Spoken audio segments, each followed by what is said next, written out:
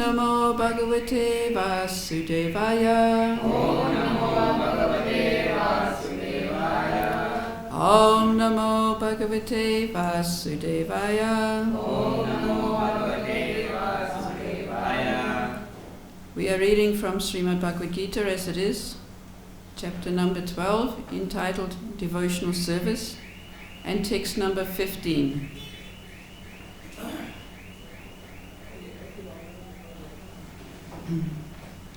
Yasman not vijate loko. Yasman not vijate loko. Loko no vijate chayaha. Loka no vijate jaya. Harshamarsha bayodvegayar. Mukto ya sa chame priyaha. Yasman not vijate loko. Lokan not vijate chayaha. Harshamasha bayodvegar. Mukto ya sa chame priyaha. Yasman not vijate loko. Lokan not vijate chayaha. Harshamasha bayodvegair. Mukto yasa chame priyaha.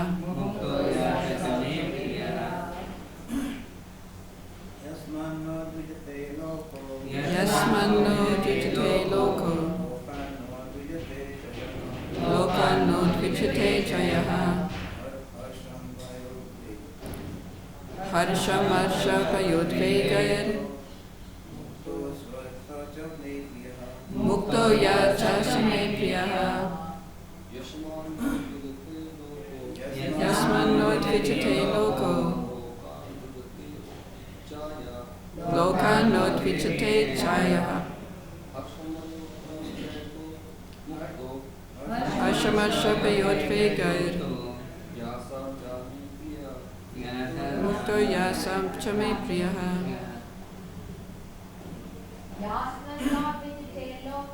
Yasman not vijate loko. Loka not vijate chayaha. Harshamasha bayodvegir. Mukto yasa chame priyaha. Yasman not vijate loko. Lokan not vijate chayaha. Harshamasha bayodvegir. Mukto yasa chame priyaha. Yasman not vijate loko. Lokan not vijate chayaha. Harshamasha bayodvegir. Mukto yasa chame priyaha.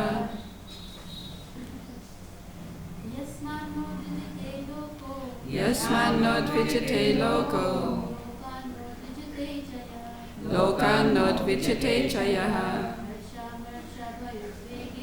Harshamasha bayodvegir. Mukto yasa chame priyaha. Yasmat. From whom? Na. Never. Udvijate. Are agitated. Lokaha. People. Lokat. From people. Na. Never. Udvijate. Is disturbed. Cha. Also. Yaha. Anyone who. Harsha. From happiness. Amarsha. Distress. Bhaya. Fear. Udvegahi. And anxiety. Muktaha. Freed. Yaha. Who. Saha. Anyone. Cha. Also. Me. To me. Priyaha. Very dear. Translation and purport by His Divine Grace A.C. Bhaktivedanta Swami Srila Prabhupada Ki. He by whom no one is put into difficulty and who is not disturbed by anyone, who is equipoised in happiness and distress, fear and anxiety, is very dear to me. Please repeat. He by whom no one is put into difficulty, and who is not disturbed by anyone, who is equipoised in happiness and distress, fear and anxiety, is very dear to me. Purport. A few of a devotee's qualifications are further being described.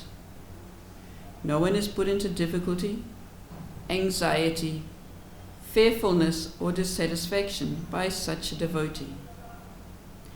Since a devotee is kind to everyone, he does not act in such a way as to put others into anxiety. At the same time, if others try to put a devotee into anxiety, he is not disturbed. It is by the grace of the Lord that he is so practiced that he is not disturbed by any outward disturbance. Actually, because a devotee is always engrossed in Krishna consciousness and engaged in devotional service, such material circumstances cannot move him. Generally, a materialistic person becomes very happy when there is something for his sense gratification and for his body. But when he sees that others have something for their sense gratification that he hasn't, he is sorry and envious. When he is expecting some retaliation from an enemy, he is in a state of fear. And when he cannot successfully execute something, he becomes dejected. A devotee who is always transcendental to all these disturbances is very dear to Krishna. Om Jnana Timirandasya Gyananjana Shalakaya Chakshuranmalitam Yena Tasmai Sri Gurave Namaha Sri Chaitanya Manobhistam Stapitam Yena Bhutale Svayam Rupa Kadamayam Dadati Svapadantikam Vandeyaham Sri Guruhu Sri Yuta Parakamalam Sri Guru Vaishnavamscha Shri Rupam Sakrijatam Sahagana Raghunatanvitam Tam Sajivam Sadvaitam Savadutam Parijana Sitam Krishna Chaitanya Devam Shri Radha Krishna Padan Sahagana Lalita Shri Visakanvitamscha Hey Krishna Karuna Sindhu Dinabandhu Jagatpate Gopesha Gopika Kanta Radha Kanta Namastate Tapta Kanchana Gaurangi Radhe Vrindavaneshwari Vishabhanu Sute Devi Pranamami Hari Priye Panchakalpatarubhyascha Kripa Sindhubhya Evacha Patitanam Pavanebhyo Vaishnavebhyo Namo Namaha Nama Om Vishnu Padaya Krishna Prestaya Bhutale Srimate Bhaktivedanta Swaminiti Namane Namaste Saraswati Devi Gauravani Pracharine Nirvishesha Shunyavadi Paschatya Deshatarine Jai Shri Krishna Chaitanya Prabhu Nityananda Shri Advaita Gadadhara Srivasari Gaura Bhakta Vrinda Hare Krishna Krishna Krishna Hare Hare Hare Rama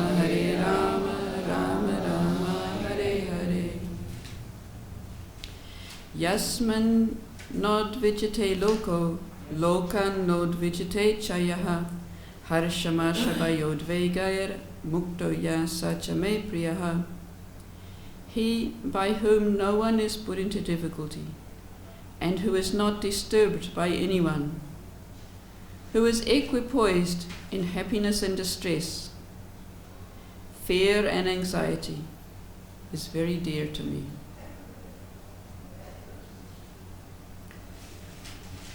So here Krishna is describing the qualities of a devotee, one who has attained a transcendental platform. As H.G.Lavanga was explaining yesterday, these are also Krishna's qualities. Srila Prabhupada explains in the purport, it is by the grace of the Lord that he is so practiced that he is not disturbed by anyone, by any outward disturbance. So we shall aspire for this stage. But as we study the Bhagavad Gita, we'll find that Krishna has been teaching us all the way through the Bhagavad Gita how to come to this stage.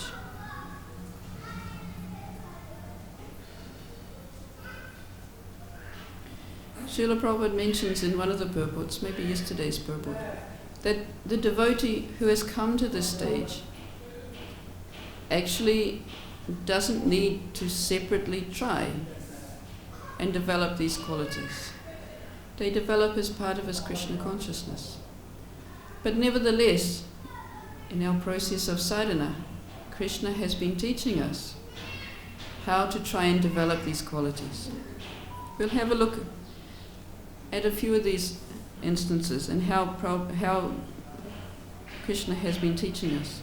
He starts right back in the 2nd chapter, telling us the qualities of such a person.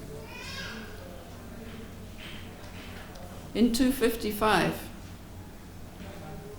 Krishna says, O Parita, when a man gives up all varieties for sense gratification, which arise from mental concoction, and when his mind thus purifies, finds satisfaction in the self alone, then he is said to be in pure transcendental consciousness. One who is not disturbed in mind even amidst the threefold miseries, or elated when there is happiness, or who is free from attachment, fear and anger, is called a sage of steady mind.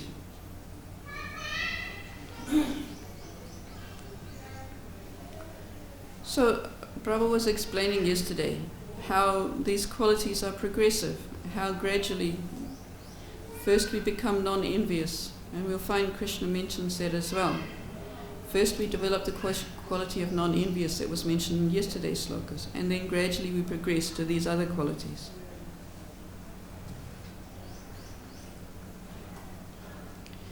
But for us, we don't find it so easy sometimes to be so undisturbed.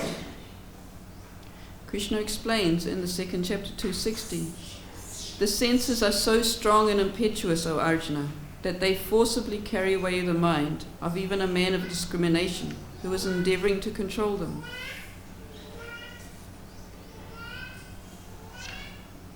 So Krishna has been teaching this process.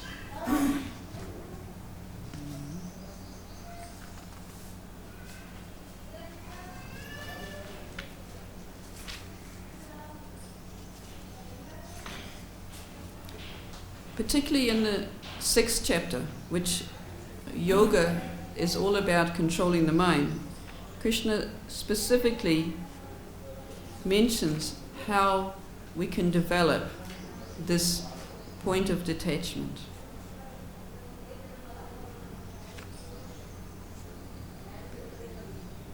In 6.5 he says, one must deliver himself with the help of his mind and not degrade himself.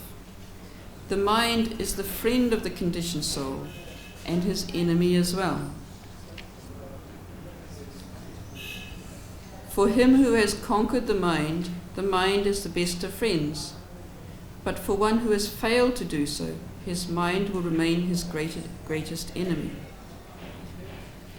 So Krishna is explaining again these very same qualities. For one who has conquered the mind, the supersoul is already reached, for he has attained tranquility. To such a man, happiness and distress, heat and cold, honor and dishonor are all the same.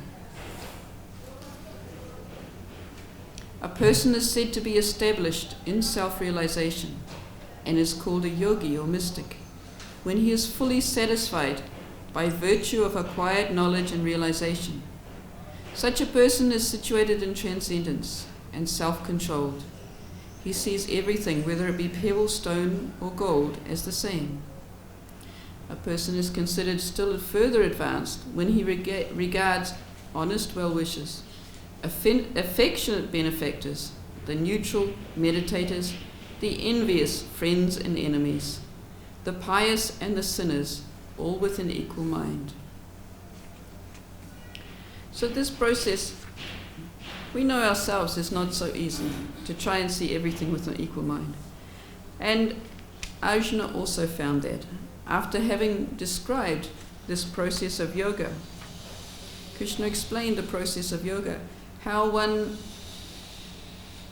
can control the mind first by controlling the body and the senses, by asana, by finding the secluded place, by sitting in the right way, in the right place, on the right position, and gradually by meditation one can control the senses and then the mind.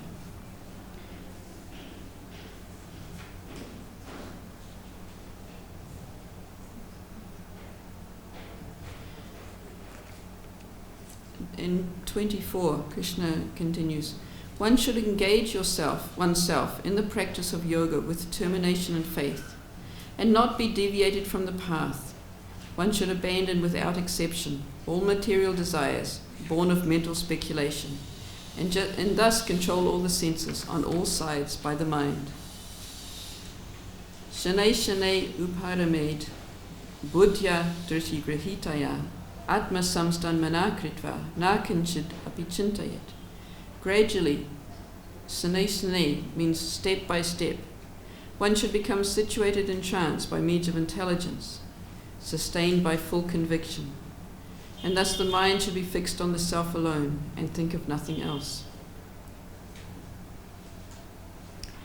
So H.G.Lavanga Prabhu was speaking a lot yesterday about this determination and confidence.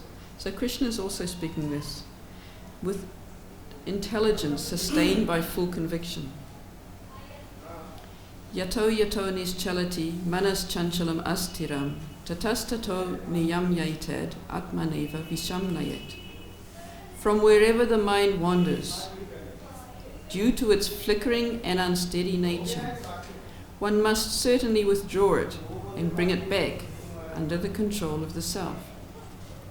So Krishna is teaching us this process of gradually coming to the point of controlling the mind and being equipoised.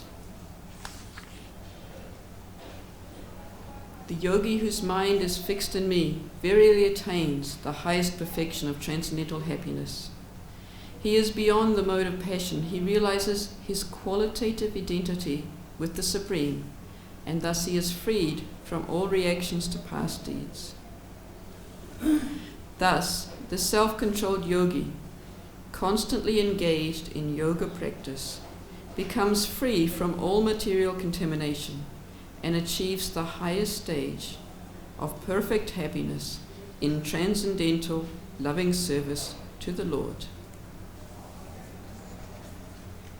So Arjuna still felt that this process was very difficult, this process of trying to steady the senses and the mind by one's own efforts. Although concentrating on the Supreme, the process of yoga is largely based on trying to do with our own efforts.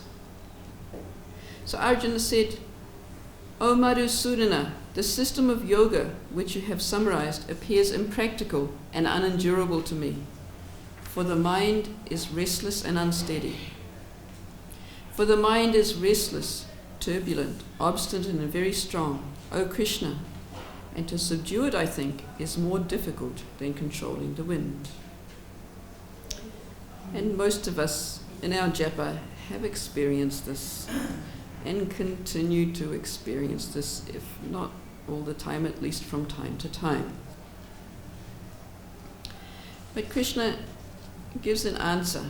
It's not an instant cure. It's an answer that takes us to continue our practice.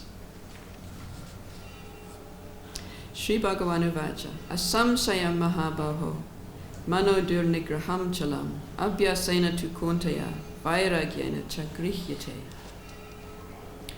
Lord Sri Krishna said, O mighty armed son of Kunti, it is undoubtedly very difficult to curb the restless mind, but it is possible by suitable practice and by detachment.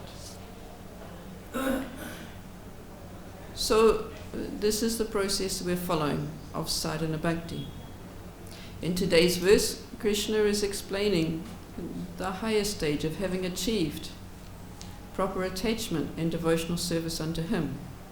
But for most of us, we're engaged in this process of sadhana bhakti and suitable practice and detachment. So our suitable practice has been given to us by Srila Prabhupada in a full daily program that can engage our mind all day in Krishna's service. And then at night, his best advice was to read the Krishna book before going to bed, so we go to sleep remembering Krishna as well. Of course, it's centered around chanting of Hare Krishna, Krishna Krishna, Hare Hare, Hare Rama, Rama Rama, Hare Hare. Because this is given by the Shastras as the only means for deliverance in this age of Kali. So this includes our japa, chanting on the beads, as well as Sankirtan, which has two definitions. It means, simultaneously it's been described by the Acharyas as meaning congregational chanting, as well as san also means complete, so it also means complete chanting. So it can also define our japa if our japa is properly accompanied by our mind and our meditation and everything going with it. This is also Sankirtan because it is complete kirtan. But generally for us, we think of Sankirtan as being congregational chanting, which is also important. So this process of congregational chanting,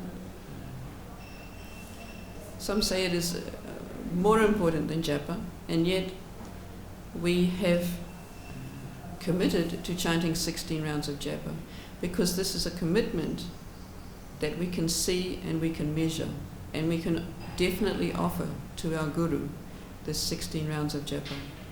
And Sankirtan in congregational chanting we should also engage in as much as we can. So this is our suitable practice, by constant practice, by suitable practice, and by detachment. So detachment comes along with it. This is explained in the second chapter, 259, how when we begin to attain the higher taste by virtue of our devotional service, we will lose interest in the lower taste. So the higher taste comes from chanting. In chanting we are directly in contact with Krishna because his name is non-different from us. So this is the most powerful, but it is supplemented by the other processes of devotional service. The 9 processes are there, including the temple service, coming to the temple, worshipping the deity. So for the devotee who's not a pujari, worshipping the deity means coming and taking darshan of the deity, attending the artis, offering something like offering some flowers. And all these things also help to engage our mind and our activities. Because if we're going to offer something to the deity, we can take some time to think what we might like to offer to the deity. Some flowers, a flower garland. We can take some time to select a very beautiful flower garland and not just pick anything from the flower wallers that might have all the petals fallen off or might be all brown. So in that way we continue to engage our mind more and more. When we start to serve the deity, we can also make clothes for the deity. We can make garlands for the deity. And in so many ways we can engage ourselves. We can purchase very nice foodstuffs to offer to the deity. We can cook them very nicely for the deity, and we can offer them very nicely to the deity. And then we can offer the arati, and we can sing and dance for the pleasure of the deity, especially Gaur-Nitai. Prabhupada said for the worship of Gaur-Nitai, it doesn't even matter if you don't dress them very nicely. They are very much pleased if you just sing and chant in front of them every day. So this suitable practice is there, and this detachment. So I want to also take a little bit of a look of this detachment, because Krishna is also trying to explain to us throughout the Bhagavad Gita about what proper detachment is and what false detachment is. We'll start to look at the 5th chapter, which begins with Arjuna asking a question.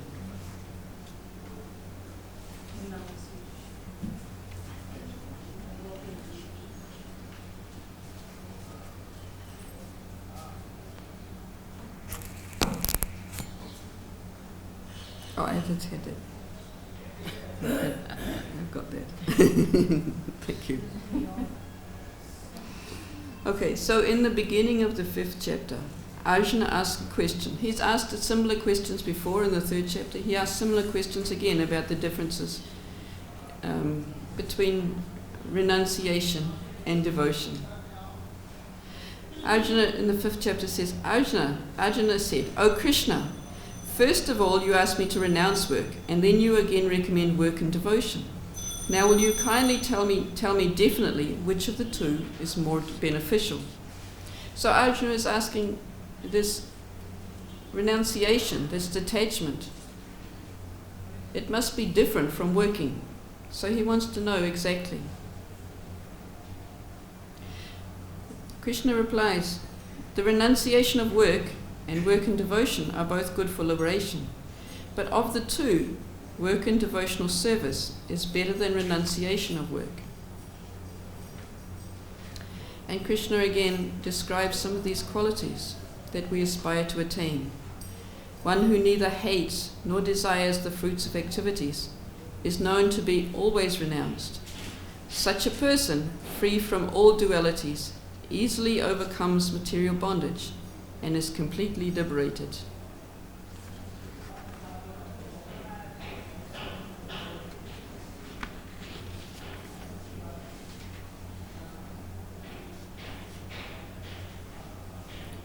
Merely renouncing all activities, yet not engaging in the devotional service of the Lord, cannot make one happy. This is text 6. But a thoughtful person engaged in devotional service can achieve the supreme without delay. So this point of detachment is that while we're trying to control our senses and we're trying to control our mind, trying to do it artificially without engaging in devotional service is not going to actually work, basically. So in the beginning of March, I attended a seminar by Sukavaha Mataji, and I was quite impressed by the seminar. And she was speaking about renunciation in terms of the activities of the mind, the feeling and the willing, and how this attachment of our mind to its feelings and willings is actually our biggest sense gratification, and it's the hardest thing for us to give up. So she was describing the false ego in terms, she used the analogy, it's like an operating system of a computer. we come into this material world because of our desire, and we get encaged in a material body. But the body doesn't work by itself. It needs a way of operating. So she's described that this false ego is provided as a way of operating the body. So she's describing two basic ways that it works for every single embodied living entity. So the first one is because the soul is by nature blissful, anandamaya bhyasat, when it comes into the material world, which is dukkhaliyam sasvatam, full of miseries, it feels very uncomfortable and miserable. So she calls this the pained persona. Our immediate reaction to feeling uncomfortable, to something going wrong, is that we want to think that it's not our fault. We want to think that we're good. And whatever's causing this problem can't be us. So this is the duality of good and bad. There's a second activity of the false ego she described as being beyond that, beyond good and bad. We want to prove that we're right. So she calls this the proving and protecting personifier. So something bad happens, we feel pain, we immediately want to do something to protect ourselves, to hide or to fight back. So this is proving and protecting. So this duality is right and wrong. So there's two dualities, good and bad, right and wrong. And we want to be always good and always right. And this attachment is our biggest attachment. So she's describing that when we're trying to renounce things, sometimes we try very hard artificially, especially as devotees, because we know that we should be equipoised, we should be not affected by things. So sometimes we try very hard to pretend we're not affected by things that affect us quite a lot. So this is false renunciation. In Bhakti Rasamrita Sindhu, it's called yuktam falga vairagya, which is renouncing things without understanding their relationship to the Lord. Because even something so simple as a feeling is related to our attachment to Vishaya, which is described in that first verse in the Bhakti Rasamrita Sindhu. I will get the verse out.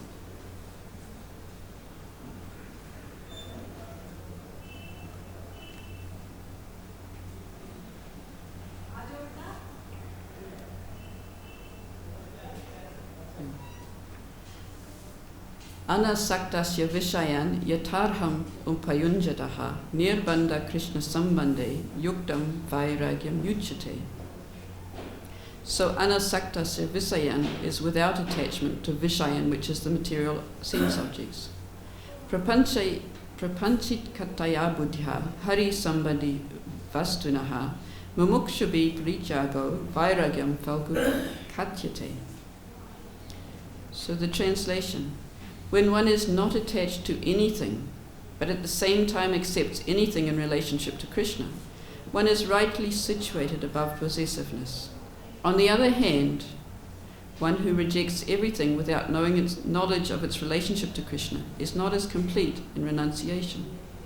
So this is also equally relevant when we try to renounce the feelings that come into our mind, because they're there for a purpose. And the purpose is they reveal our needs. Now, we're trying to renounce those needs, but we're in a material body and we have to accept them. So she describes that this false renunciation is trying to pretend we don't have feelings and we don't have needs. We can just do whatever anyone wants us to do. We can be completely surrendered. But if our mind is not really that surrendered, we will get into trouble. So this comes out in all sorts of ways, which is why these two things are the center of all the problems. If we suppress our emotions, it might come out in anger, inappropriately, causing offenses to devotees. We might be able to keep it completely inside, and it will come out by making us sick. So, Bhakti Tirtha Maharaj also describes this danger of this anger. Anger always has a victim.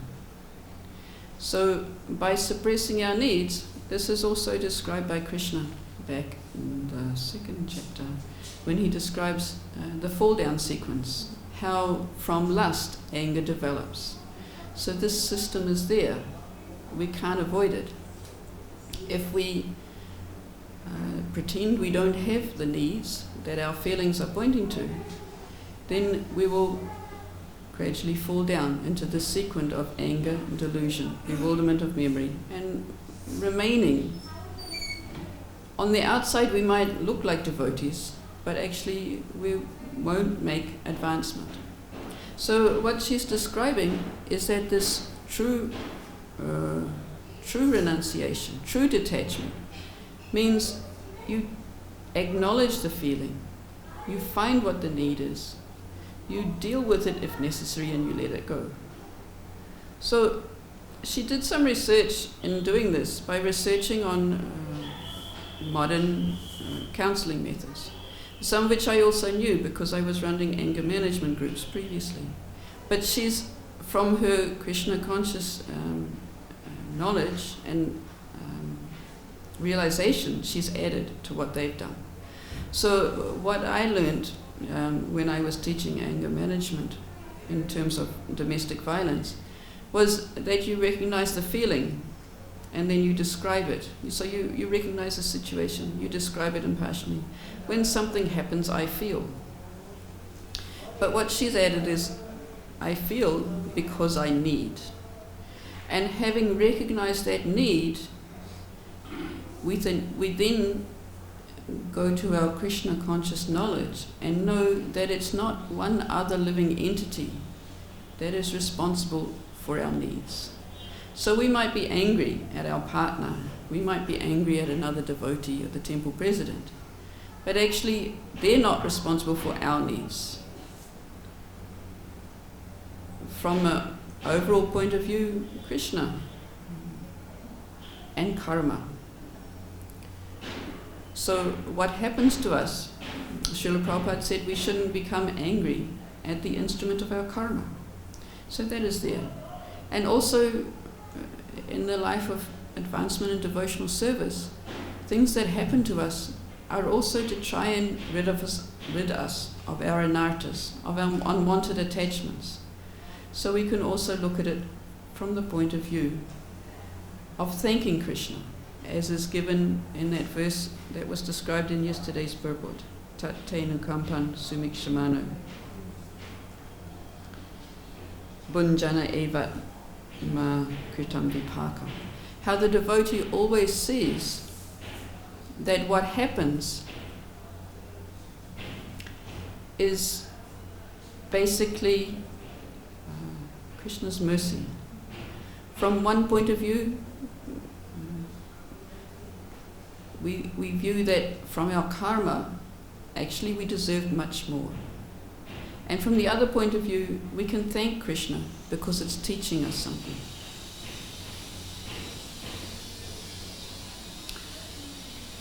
So Sukavaha Mataji gave us some techniques, and the biggest technique is to start where you are. And whenever you recognize that something's happening that shouldn't be happening, we're getting angry or disturbed or whatever, we should pause and reflect on it and not beat ourselves up and say, I shouldn't have said that. But we can start from wherever we recognize that our senses have got out of control. We just stop and we pause and we start to ask ourselves, what is it that I need? And gradually we become, as Krishna says, by suitable practice. By constant practice, gradually we'll be able to recognize before we start offending devotees and other people. So she had an acronym for her different techniques. But basically, we start with pausing where we are, asking ourselves, what am I feeling? What am I needing? Because we'll find when we get angry or upset or anything, what we say when we stop and pause actually has nothing to do with what we actually need. I mean, I know situations in a relationship, in a marriage, where somebody will get upset just because their partner hasn't put the top on the toothpaste properly. Yes, small things. Because when you suppress your needs, gradually your emotions find a way to come out. And it will come out in something small and ridiculous. And you might stop afterwards and you think, what a fool I am.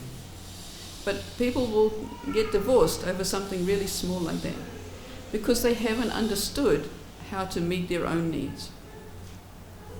Bhakti Tirtha Maharaj also speaks a lot about it in his Spiritual Warrior books. How we must become complete persons. People have a tendency to look for a partner when they feel incomplete. But actually, if you put two incomplete people together, it won't make anything satisfied at all. Nobody will be satisfied if two people who are looking for something outside of themselves come together and try and fill it with another person. So this is very important in relationships, is that we have to work on ourselves by taking this time to find out what our needs are and thinking about how to fill them. So part of this process, if we're having an argument with somebody, is also to think about what their needs are and to ask them, but also to just even meditate it, because the nature of our embodiment in this material world is that we're totally self-centered, completely and utterly self-centered. We think that somebody else should be filling our needs. So most powerful way to stop that is to stop and think, well, they are also another living entity. They also have feelings and needs. What need might they be feeling? Because often when we get angry, we forget completely. At the very least, another person needs to be validated. What they think needs to be validated. You might have very good reasons for thinking it's wrong, but still you must validate that they're not useless, they're not imbeciles, they're people. So one of Sukha technique is to ask yourself, because the mind makes judgments, so we make judgments. You're always something. So you ask yourself first, is it true? Which is taking a third person point of view. Is it actually true, what I'm thinking? Sometimes it's not even true in one instance. And then is it absolutely true in all circumstances, in all times? Because often we'll find it's not. We say you're always, but it might just mean, occasionally. So this is also an important part of taking the other person's perspective and being able to acknowledge that they are also a living entity, an individual, and no lesser and no more greater value than us. Another point that she says is one of our problems is to consider ourselves insignificant, and therefore what we say doesn't matter. So that leads us to saying things and not following through. And this is also a fault, because we need to follow through on what we say. So she counters this by describing that we are part and parcel of Krishna. We're an insignificant part and parcel, but we're a part and parcel. So we're qualitatively the same as Krishna. So even our insignificance is very valuable and very amazing. So we have a responsibility to relate properly with other people. And this is a process whereby we can come to the point of detachment. Because rather than artificially detach by covering our feelings, holding it in, and then getting a divorce over a toothpaste tube. When Srila Prabhupada also, he doesn't use that example, but he says how in this modern world, people have no idea of duty. They think that everything should come together out of love, but they don't actually know what love is. Bhakti Tirtha Maharaj explains that love is not at all possible without Krishna, because he's the source of love. So to think you can love anyone separately from Krishna is just illusion. It is only lust. So this is why also that none of this impersonal detachment will work. Because we cannot be fulfilled, we cannot be a complete whole person until we acknowledge our relationship with Krishna. It's absolutely essential. We cannot actually be peaceful without Krishna. So the center of everything is to acknowledge our relationship with Krishna and to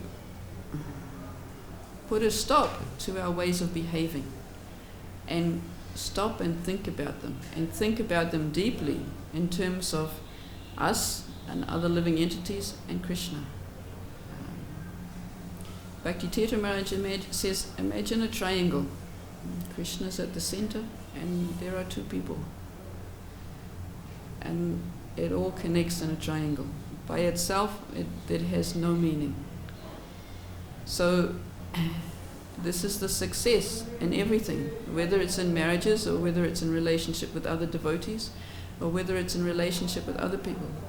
And this is why a devotee who can see Krishna in the center, who can see that whatever happens is by Krishna's grace, and be grateful to Krishna, he can come to this point of by whom no one is put into difficulty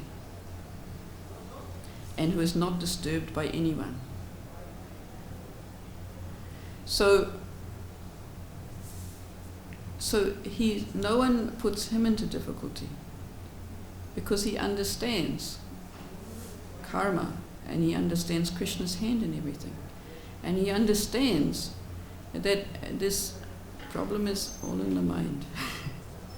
And he doesn't disturb anyone else because he can also see how they're acting because of their conditioned state in similar ways. They're also acting in similar ways. They're also caught up by this attachment to good, bad, and right and wrong. And therefore, we don't need to be completely upset. Instead, the devotee is compassionate and tries to help them and tries to give them the process by which they can come out of this entanglement, because it's a huge entanglement. Krishna's in charge of this process. It's his energy. Maya is his energy. It's very powerful. Krishna says the senses are so strong and impetuous that they drag anyone away. We can't pretend we can do it without him. So in this way, the devotee will become equipoised in happiness and distress. Bad things happen, we won't be distressed by them because we understand Krishna's plan. Good things happen, we won't be overexcited because we know in this material world they will be temporary anyway. And whatever happens, we can offer it to Krishna. Fear and anxiety. While we're in this material body, we'll still feel fear and anxiety. I've got something here from Bhakti Tirtha Maharaj's book about fear and anxiety. This is from Spiritual Warrior 4. It's about our position in this material world. He says, imagine that someone said to you, I want to send you to an interesting place. It's one where people constantly kill each other. Races fight one another, and men and women compete against one another. It's a place that sometimes becomes so hot you can have sunstroke and die, or so cold you can freeze to death. You might be harassed by insects, rats, snakes, and spiders, and one species is constantly devouring another just to eat. So even more than that, our mind and our body are also harassing us. Suffering is an inherent aspect of being born in the material world. So why are we in such a place? So, of course, we've got Krishna in the Bhagavad Gita. Arjuna asked Krishna, why is one impelled to sinful acts, even unwillingly, if engaged by force?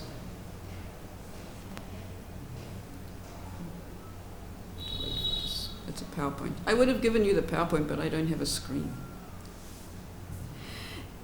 And of course, Krishna replies, it is lust only. So then this means it is our responsibility. We can do something about it. Although we may blame external forces for our actions, we cannot escape our ultimate responsibility to be able to change our situation for a better future. Now, I've already quoted some of these, but I want to read you some of this, what Bhakti Tirtha Maharaj says about fear, anger, and the mind. So this is the age of Kali we live in. The culture of fear is sweeping the planet at this time.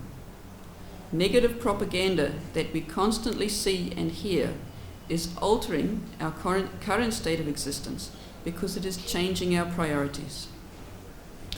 In order to try and mitigate these fears, some people have taken to social activism.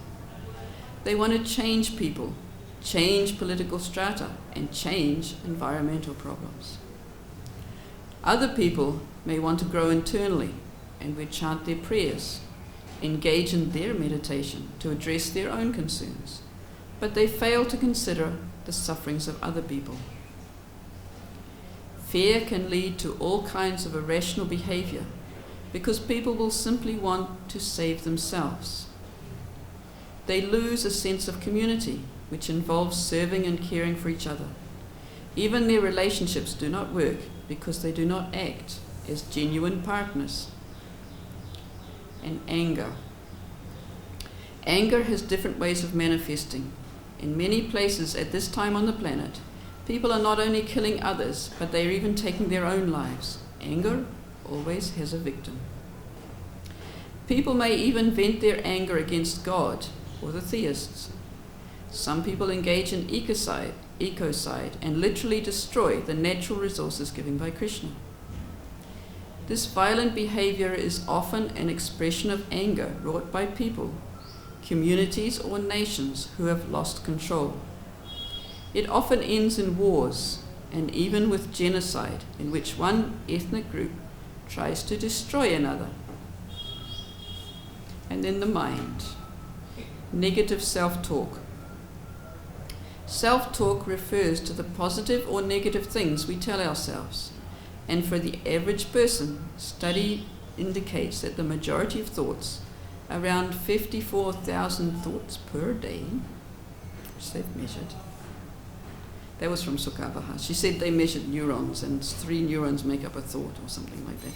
54,000 thoughts per day are negative.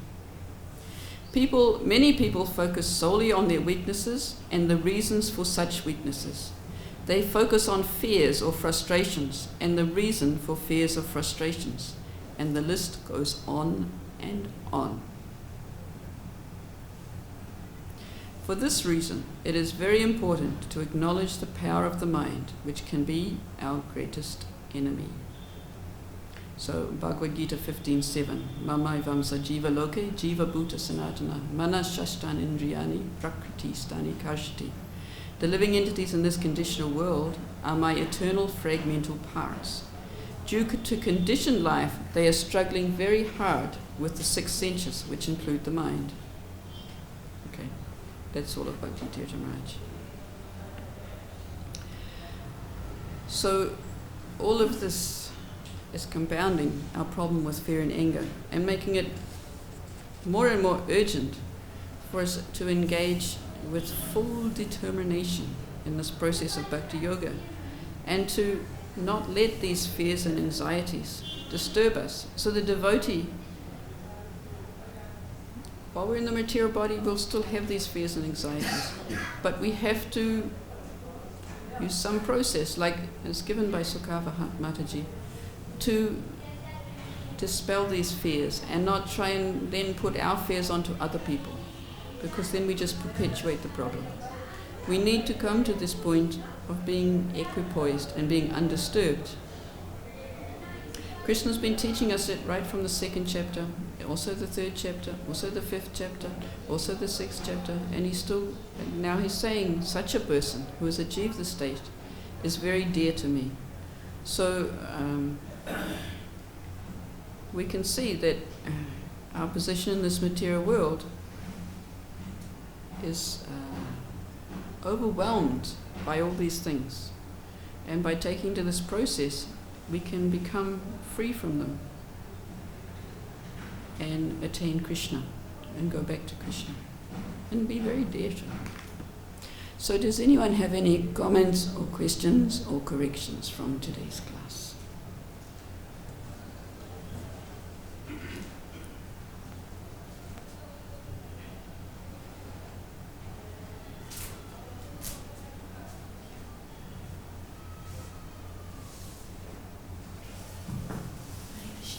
Hare Krishna.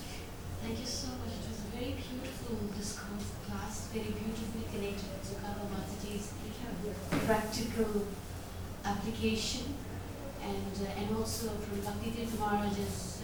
Thank you so much. It was really very nicely connected and a clarity of understanding as to how to go about. Mataji, I have one question in regards to what you had explained earlier on about Sankirtan.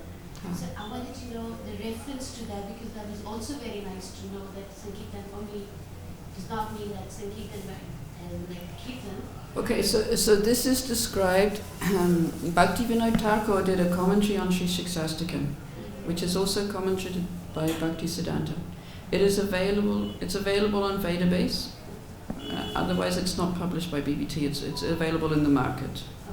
Or it's available on Vedabase. It's called Sri ISKCON. So it's in his commentary there. He describes how this Sankirtan means both.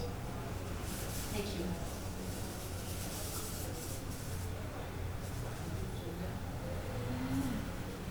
Anything else? Any other questions or comments?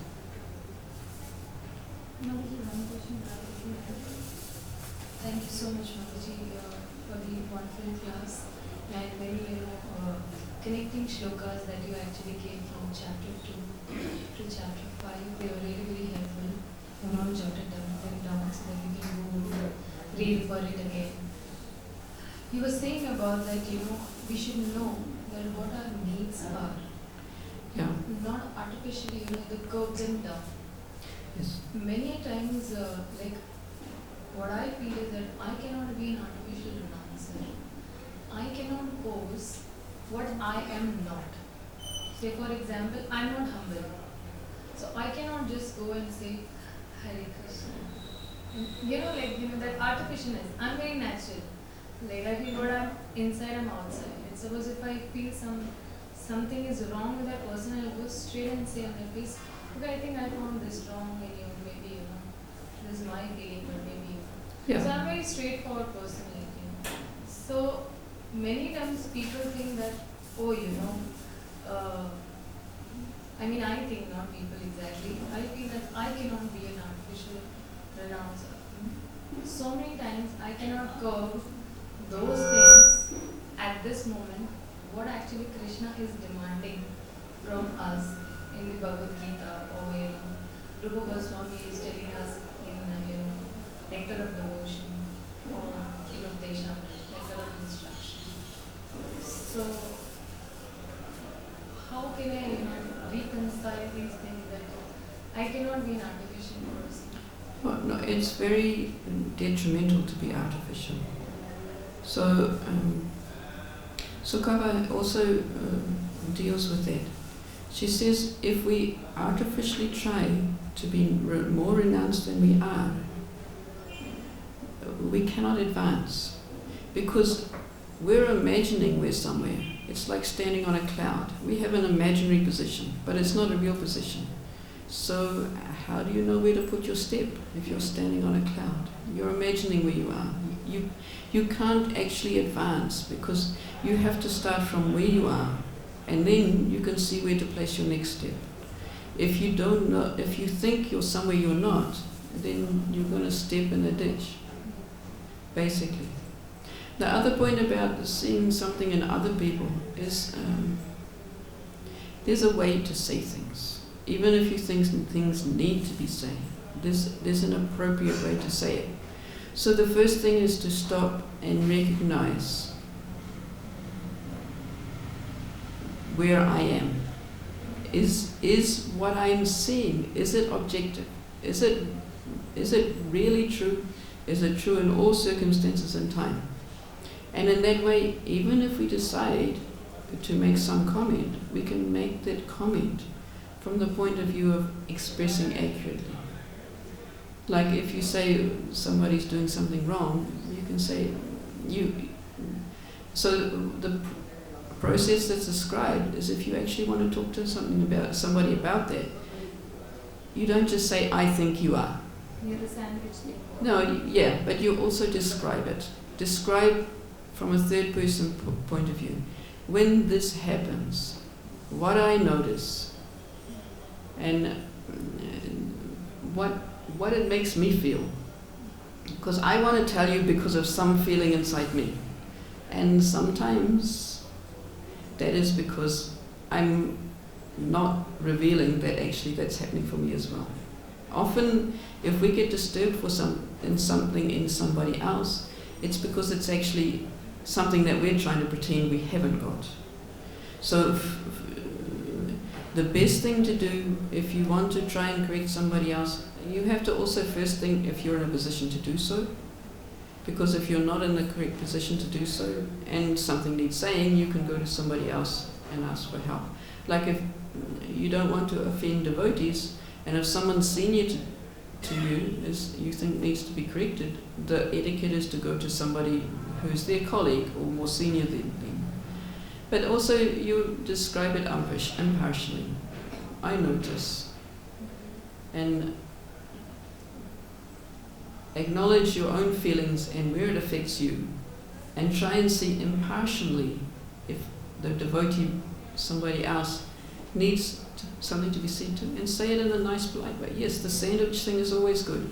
Always, when you go through Sarvabhauma Bhattacharya's 108 names of Lord Chaitanya, you'll find Lord Chaitanya never sees the faults of others.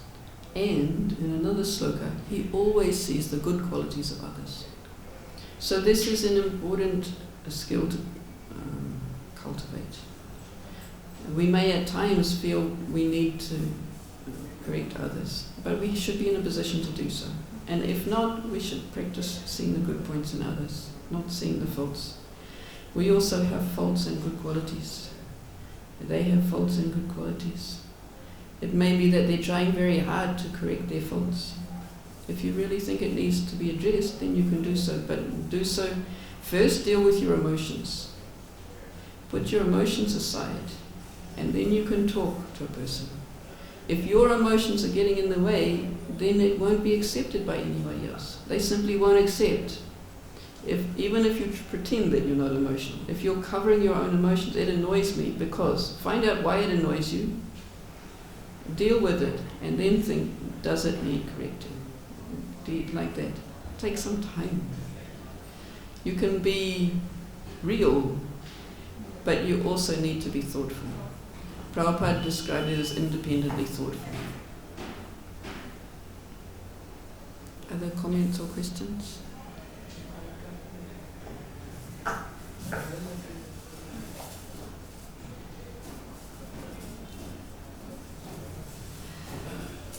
Okay, thank you very much. Srila Prabhupada ki jai, Srimad Bhagavad Gita ki jai.